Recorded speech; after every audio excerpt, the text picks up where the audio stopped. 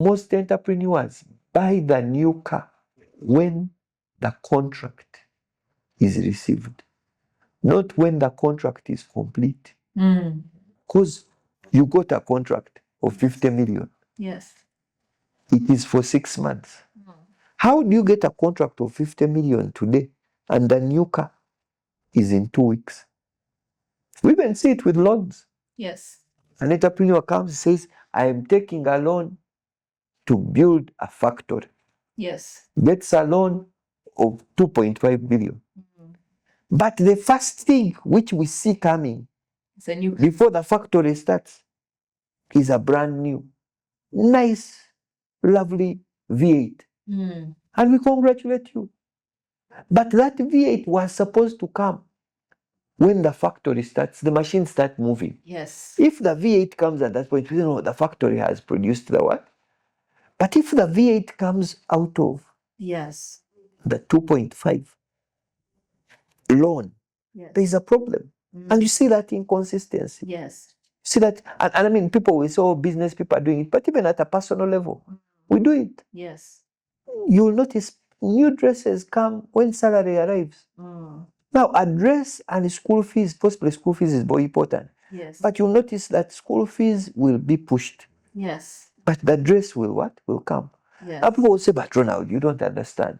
When will I enjoy the money? But the truth is that you enjoying the money. Whose money are you enjoying? Yes.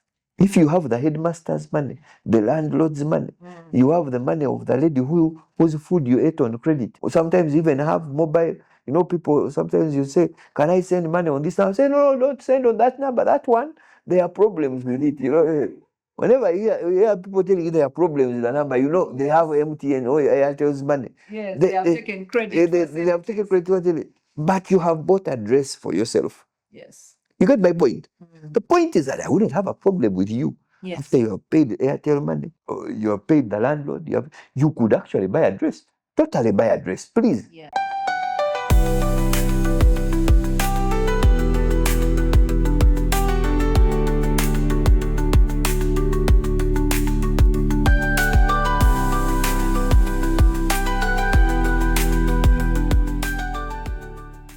Every entrepreneur or business owner whom you admire and desire to become like has mastered the art of managing their finances wisely. Welcome to yet another episode of The Lamp, the Lydia Amuge podcast, where we bring you stories and strategies to light your business pathway so that you can take your business to its next level. If you enjoyed our last episode, then this one is going to be even more amazing.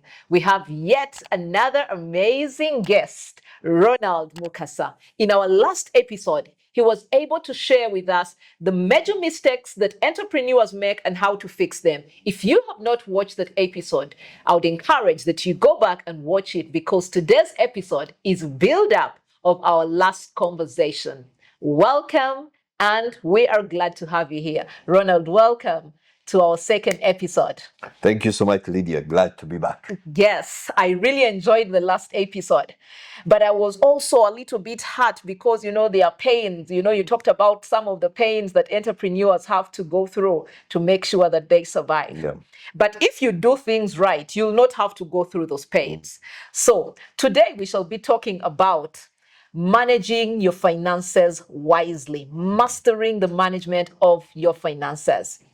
So, I know you are a personal finance coach, and that means you are well placed to give us invaluable wisdom in today. So, Ronald, when we talk about managing finances, what are some of the mindset shifts that entrepreneurs need to make in order to manage their finances wisely? Yeah, I think, thanks a lot, Lydia. Very excited to be back. I think we talked about the session we did previously. We talked about possibly one of them, the fact that you have to separate yourself from your business. I think it's a key, it's a central idea to be able to say the business is there and I am here. Now, if you do that, I think we go back to the basics. The basics of managing personal finances are no different for a business owner. The point is that you need to, first of all, ask yourself, this money which I have, what exactly can it do? I mean, one of the most shared words in a lot of personal financial conversation is budget. And when you compare the entrepreneur and the business, you'll find that it's likely the business will have a budget.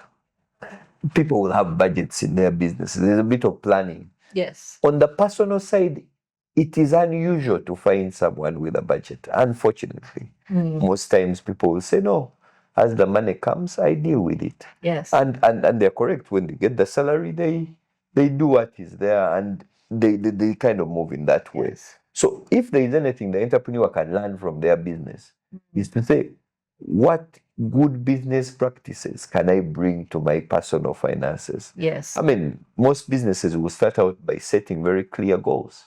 They're saying our sales targets for this year are 800 million. That's the sales target. They'll break it up down month by month, and they'll say, this is how we are going to make the money. Yes. Now, that's how you behave in a business. The question at a personal level is, what is my target this year? What exactly am I chasing? What am I achieving? If you're a family, for example, what are we chasing as a family? Is that clear?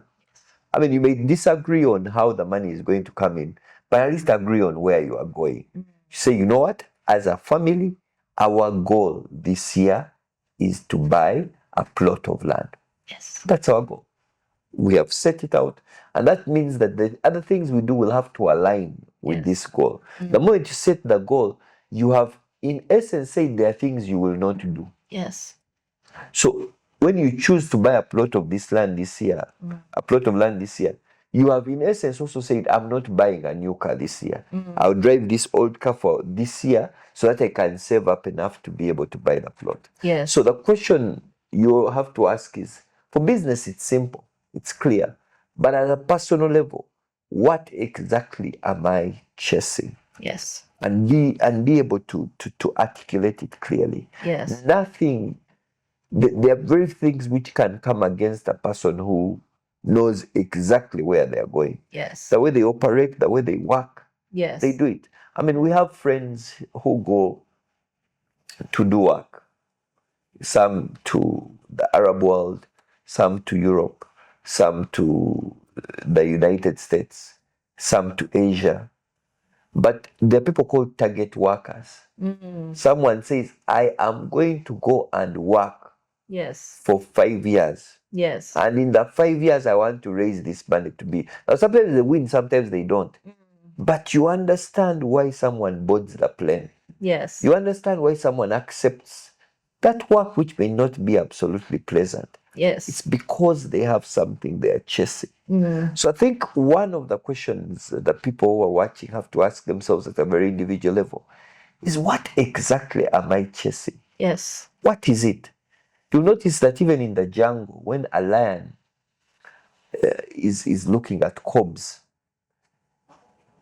the lion never starts running until it is sure about the cub it is chasing. Yes. Now it will look at the cub. So that's a fat one, possibly doesn't run very fast. That's an old one. I think I can catch it. Yes. That one looks like it's very fast. So it chooses, I am going to choose this one. Yes. Now, actually, when it chooses the cub it's going to chase, all the other cubs are safe. Yes. I mean, if there are 40 cubs grazing, Yes. after the lion has said, this is the one I'm chasing, Yes. the rest actually can continue They eating their become grass. invisible. They can continue eating their grass because they are safe. They don't know that they are safe. They will also run because the lion is coming. But actually, the lion has no interest in them at all. Yes. It is chasing that one. Now, all of us have to make that choice. Because you can't be, most of us, one of the challenges in our personal finances is that a year starts, you are chasing this cub. Then 2 weeks later, you are chasing another cub. Yes. Then and after, by like September, you are tired because you have chased every cub. You didn't choose which cub you were chasing. You are chasing. Now, sometimes, you choose the cub you're going to chase, and you notice they are better looking, even fatter cobs that you could add. So you say, no, I've changed. And you say it a lot. You find someone, they're saying, and even in business. I mean, someone says, I've started my mobile money. Then the next thing you say, I heard about pigs. Pigs are even better. Then a couple of weeks later, I say, no, pigs don't work. But I have been told, if you can do cryptocurrency, it is even You'll much get money better. in 1 week. Then you deal with some cryptocurrency, then you are told, no. The thing which you need to do is forex trading. You do forex trading. After forex trading, you say you walk back. You say, no. I think you have to plant coffee. Yes. The coffee hasn't even gotten out of the ground. You say, no, it is chicken. Yes. And very soon you have chased every cob and caught none. Nothing. So one of the things a lion does in the jungle is it fully assesses its capacity. Even though it's a lion, it knows it can only catch one cob today. Yes. And that's all it needs to eat. So it says, how do I consolidate all my energies, all my strategy to chase this one? Yes. Now, sometimes it chases and it fails. Yes. It comes back and re-strategizes and chooses another one. That's okay. Yes. Failure is part of business. It's part of life. And it's okay when it happens. But you need to be able to say clearly, which cob am I chasing? Yes. And in your personal finances, you need to say the same. Yes. What's your cob? Yes. What is it that you're chasing? Have something very, very clear. Yes. And even tell your loved ones that this year, this is what I am chasing. I mean, some of us have been toying with the idea of starting a business for a long time. If that's the cob you're chasing this year, there are things you are not going to do. Yes. When you start a business, you're going to have to announce to your family that all the weekends for the next 6 months are gone. Because I have to be at that place where I am starting my business. I have to be in my business. Yes. And it's not going to be painful. Yes. But you have chosen the cob you are going to chase. Yes. If you can do that, you give yourself a kind of a boost towards success. Yes. So what I see is that the first thing to do in order to master one's money, one needs to first of all focus in. And then from once they focus in, they can be able to do lots of things. For sure, from an income perspective. I mean, even from a saving perspective. Yes. Saving is by far one of the most boring pieces of personal finance. Very important piece, but very boring. So, when you think about retirement benefits like NSSF, I mean, it is, you do the same thing for 20 years, 30 years. Yes. You get 5%, company gets 10%, they put it there. It's a boring process. But it's a very focused process. Yes. They're saying, by the time you retire at 55, we want to have collected something significant, which can, I mean, people may take it and do whatever they may, but at least on their part, yes, they have collected something which you can be able to what? To use. Yes. Now, sometimes you have to ask yourself, what thing have I been at as long as NSSF has been at saving my retirement benefits? What is that one thing I've kept knocking at? Yes. The people who have been at business, who have kind of dug in, certainly businesses come. Yes. There is no one who you are going to approach and they'll give you your first contract at 100 million. No. They'll first give you 100,000. Yes. Sometimes they'll actually ask you to do it for free. Yes. For those of us who are in the profession of teaching, of advisory services, we know that the advisors who will charge $1,000, $2,000, yes, they do, and they exist even in our market. Yes. They exist. But when you think about them deeply, you notice these people have been digging in for the last 20 years. Yes. They have dug in deep. And that's why the client will invite them. Yes. And they'll say, you know what, I'm willing to give you $5,000. That's true. For this short job. Now, for that to happen, you need to dig in. Yes. So one of the things you need to ask yourself is, what have I dug into? Yes. What's that one thing? Especially when you think about income. What thing have I soaked myself in? Yes. I mean, if I'm if I'm a video editor, is the video editing market calling me? They say, if you want to do something which is perfect, Yes. this is your guy. Yes. Or do they say, do you know some AI tools which do video editing? Say, oh, AI, that one I don't think it's in video editing. You are not in the game. If you have dug into video editing, you should know what are the latest tools. What tool does a music video well? What tool does Yes. a podcast well? What you need to know those things, and you can't dismiss that. Yes. So a lot of, when I talk about focus, when I talk about with knowing which hob you're chasing, really what I'm saying is to allow yourself a bit of time to dig in. Yes. I mean, you started baking last week. Don't be annoyed when we're not willing to pay you 500,000 for your cake. Yes. You're saying, but your cake is, we don't know even whether it's a cake. But when you have done the job for 15 years, people quickly come and they say, you know what? We have tested that cake. I've eaten it every quarter for the last 10 years. I've eaten your cake. Yes. And indeed, that's why when you come and charge me 500K, I say, you know what? You deserve it. Yes. So that's a piece which is important. Okay. So when we look at mastering business finance, what are some of the pillars that are necessary to build a financially healthy business? Yeah, I think to build a financially healthy business, there are a couple of pillars. I'll talk about them. I'll talk about 5 pillars. Pillar number 1 is the leader, leadership, governance. You are always a pillar in your business. So the leader is important. Pillar number 2 is the customer. How you serve the customer. Do you delight the customer? That's important.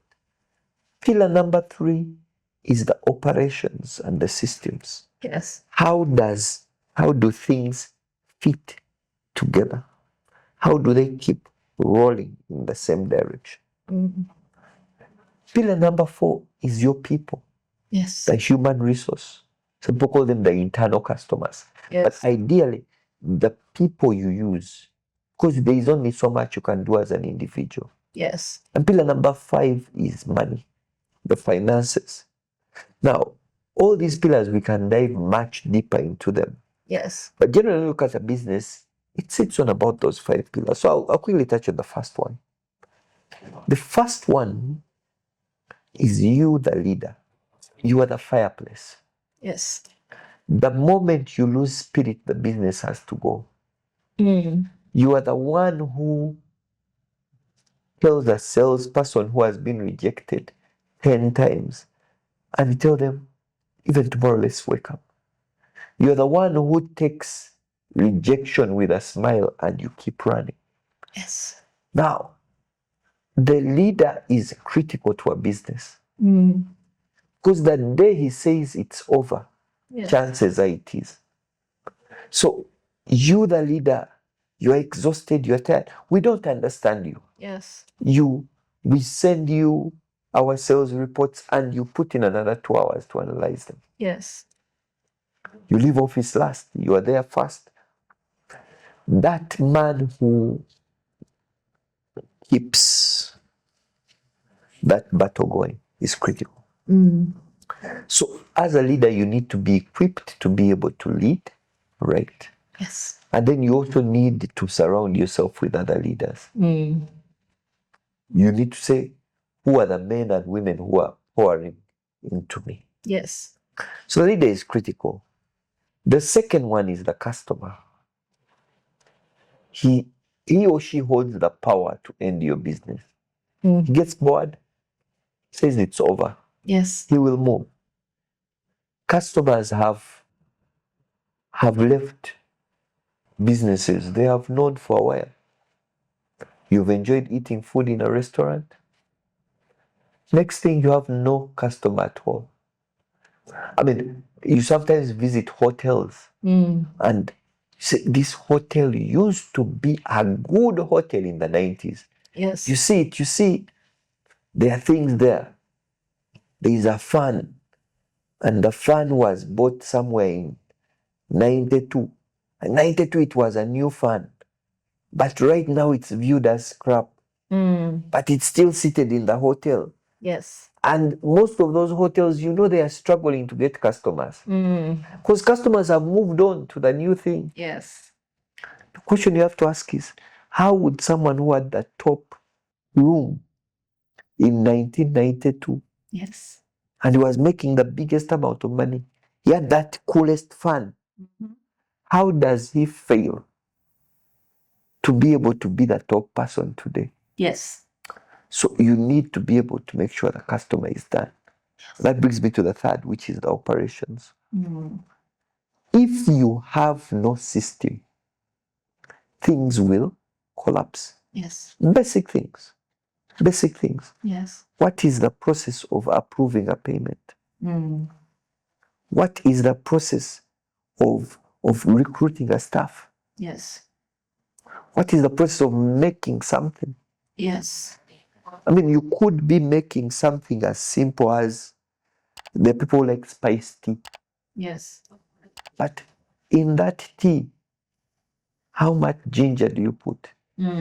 How much tea do you put? Yes. How much mudarasini do you put?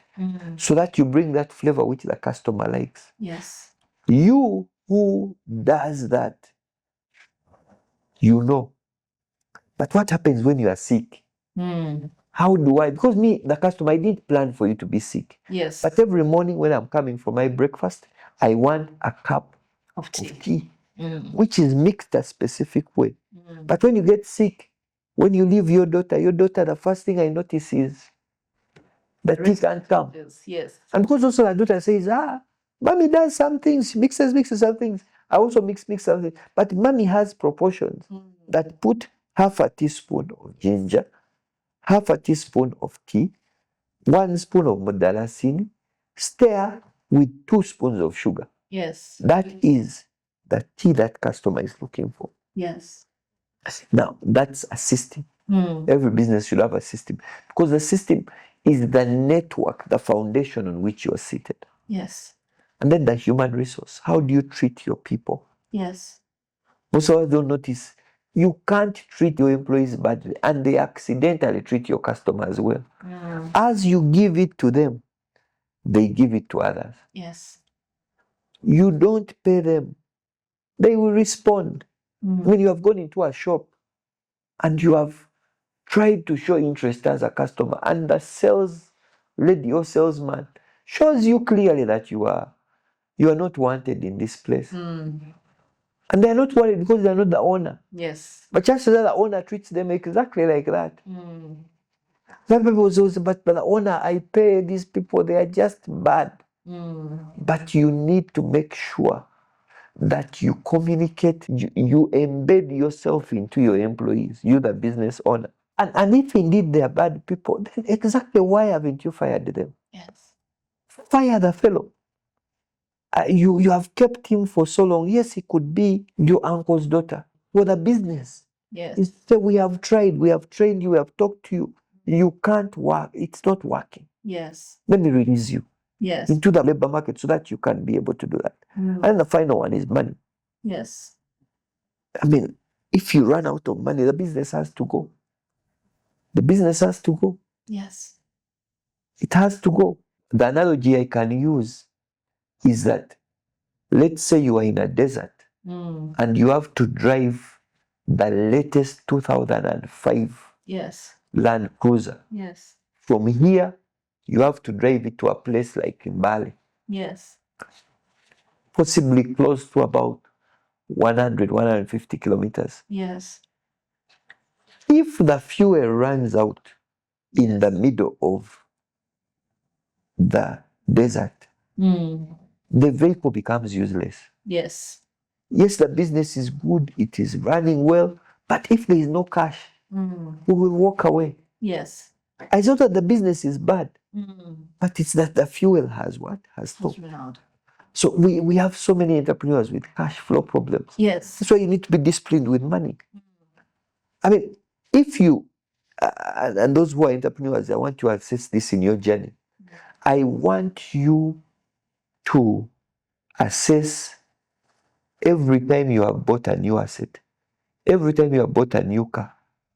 You will notice that most entrepreneurs buy the new car when the contract is received, not when the contract is complete. Because you got a contract of 50 million. Yes. It is for 6 months. How do you get a contract of 50 million today and the new car is in 2 weeks? We even see it with loans. Yes. An entrepreneur comes and says, I am taking a loan to build a factory. Yes. Gets a loan of 2.5 billion. But the first thing which we see coming It's a new. before the factory starts is a brand new, nice, lovely V8. And we congratulate you. But that V8 was supposed to come when the factory starts, the machine starts moving. Yes. If the V8 comes at that point, we know the factory has produced the what? But if the V8 comes out of Yes. the 2.5 loan, Yes. there is a problem. And you see that inconsistency. Yes. See that, and I mean, people will say, oh, business people are doing it, but even at a personal level, we do it. Yes. You'll notice new dresses come when salary arrives.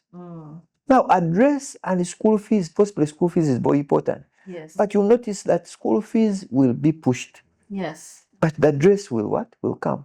Yes. Now people will say, but Ronald, you don't understand. When will I enjoy the money? But the truth is that you enjoying the money. Whose money are you enjoying? Yes. If you have the headmaster's money, the landlord's money, you have the money of the lady whose food you ate on credit. Or sometimes you even have mobile. You know, people, sometimes you say, can I send money on this number? Say, no, don't send on that number. That one, there are problems with it. You know, whenever you hear people telling you there are problems with the number, you know, they have MTN or Airtel's money. Yes, they have taken credit. They have taken credit. But you have bought a dress for yourself. Yes. You get my point? The point is that I wouldn't have a problem with you. Yes. After you have paid the Airtel money, you have paid the landlord, you could actually buy a dress. Totally buy a dress, please. Yes. But the point is that when does it happen? So when we talk about financial discipline, especially in business, what you are actually trying to deal with is this central idea that you need good stewardship. Yes. And all of us think we are good stewards until we get money. Do you notice? I mean, people's generosity generally increases when they have money. Yes. All of a sudden, a friend tells you, I'm in trouble. You say, why? Money is here. Let us give it to you. Yes. And there are things you have to do that you haven't what? You haven't done. So ideally, these 5 pillars, they have a way they hold us together. Yes. And we need to keep an eye on it. Yes. I like the fact that you talked about someone buying a V8 because he has got a certain amount of money. So how does a business owner create and stick to a budget? Because I've seen business owners who create very good budgets at the start of the year, but those budgets are only good documents kept away in good folders, but are not operational. So how does a business owner practically operationalize that budget and stick to it? I think when you look at most business owners, a lot of things will be said about them. We'll say they're entrepreneurial, they are go-getters, they see opportunity. But one of the most underrated and under-considered attributes of an entrepreneur is discipline. Successful entrepreneurs are very disciplined people. Yes. They have an ability to take a course of action and they stick to it. And some of us, that's why sometimes they're interpreted as they are stingy. Say, that man, he's what? Stingy. He's stingy. When you think about it in detail, he's not stingy. He's just saying where my business is right now. For me to achieve the goals I have to achieve, I can't afford a new V8. My Ipsum may do the job, Yes. and I'm going to drive it. But I can't afford it. Mm. I can't afford it. Actually, when you think about it, for us who are watching him, we know he can afford it. So your bank balance, I saw it. Your bank balance is 200 million. Really, why aren't you? You get my point? I say, but that bank balance, some of it is loan money, some of it is supplier money, some of it is money for reinvestment because the machinery I am using Yes. is growing old. All those things have been factored into the plan. Yes. So one word which I would give the entrepreneurial community is that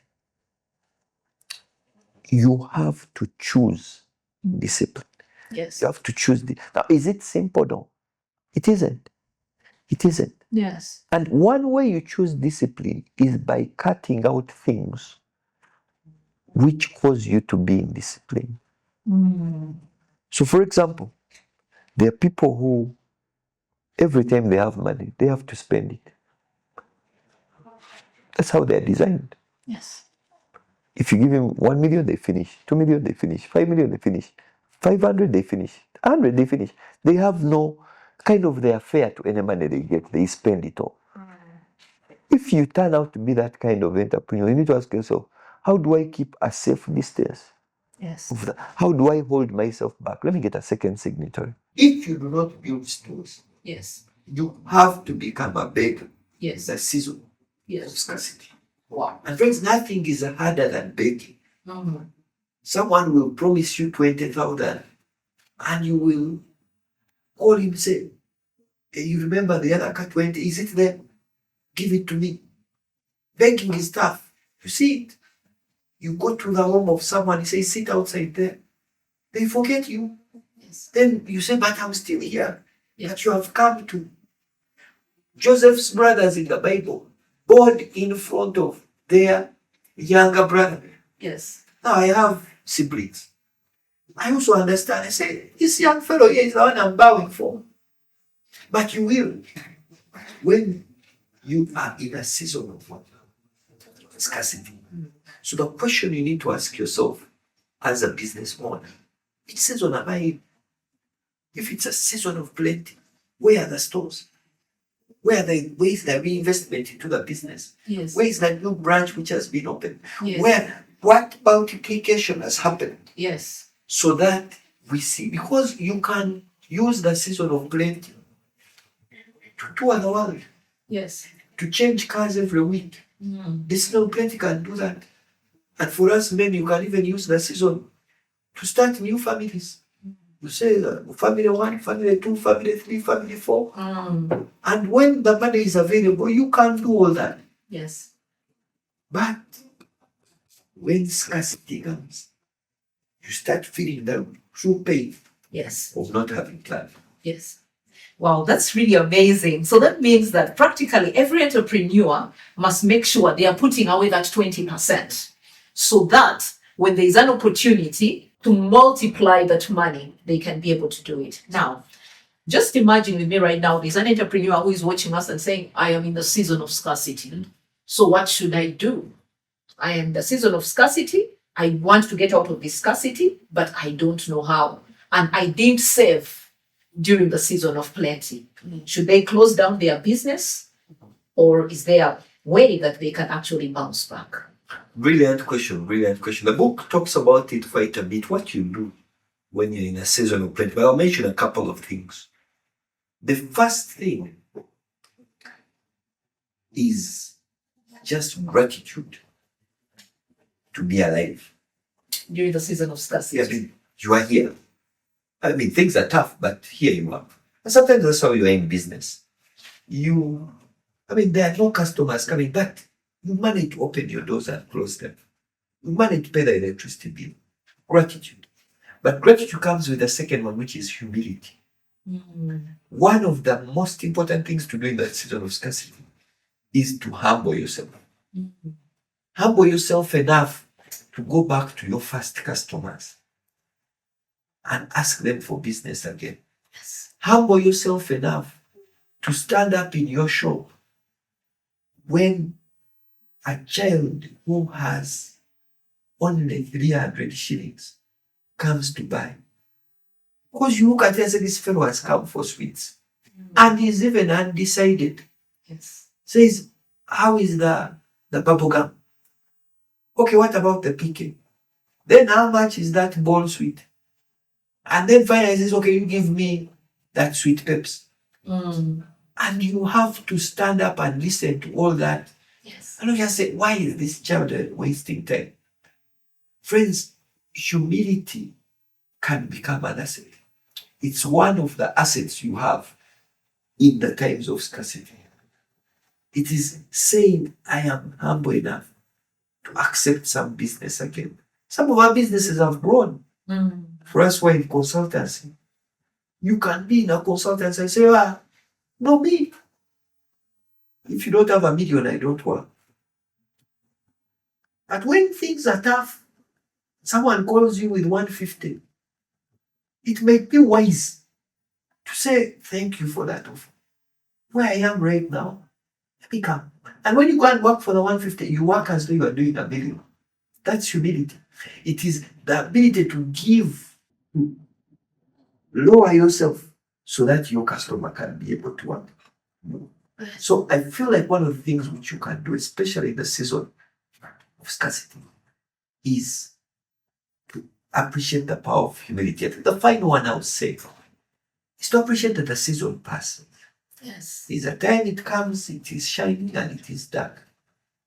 And it's okay. Some seasons are going to be tough. Most entrepreneurs who are listening have been through seasons of scarcity. They have known 2 years. 2 years. There's just no business coming. But to retain that optimism that one day even this will pass. Wow. All those beautiful nuggets you have had are in this book. So we shall not be able to unpack all of that, but if you want a copy, you want to type in the comment section, build stores in season, so that you can get a copy of this book. So as we come to the end of this amazing conversation, Ronald, what are your parting shots to an entrepreneur who really wants to build a business that will stand the test of time, one that they can pass on to their children's children? Lovely. I think my final comments will be, first of all, to congratulate every entrepreneur who is watching. Business is tough. It is tough. But the fact that you're still standing, the fact that you wake up in the morning, you serve those customers you're serving, for me, I believe that that is success in itself. And I hope you take a moment off and you tap yourself on the back and say, you know what, I'm still here. I'm still pushing. So that's my first message. My second message is that the game of entrepreneurship is one which demands you to give 110% every day. As a customer, I'm willing to pay only 80%, yet I want 110%. And that is, so you need to say that every time, whatever I touch, whatever I get an opportunity to do, I'm going to do it with excellence. I'm going to go over. I'm going to go over the line. I'm going to go over expectations. And that might mean that you're running a restaurant. Yes, you don't have tablecloths, but you have said, everyone who finishes eating, I'm going to clean that table with a bit of soap so that the next customer finds it clean. You are going over. I mean, it's okay. We understand it's a roadside restaurant. If we find a bit of rice on the table, we get it. But you are saying, no, I am going to do everything in my power to give much more value to my customer, to delight my customer. That's the mindset which can bring victory. I like the way you have ended it. Give much more value to your customers than they have actually paid for. Surely, if anyone does that, there's no way they'll fail to build a business that can stand the test of time. Thank you so much for the invaluable wisdom that you have shared with our viewers. I know that if you go and put into practice the different strategies that Ronald has shared with us there's no way your business will fail to stand the test of time. So if you have not subscribed, make sure you subscribe so that you don't miss our next episodes, because we are here to bring light to you so that you can take your business to its next level. Thank you for watching and see you in our next episode. Stay lit with the lamp.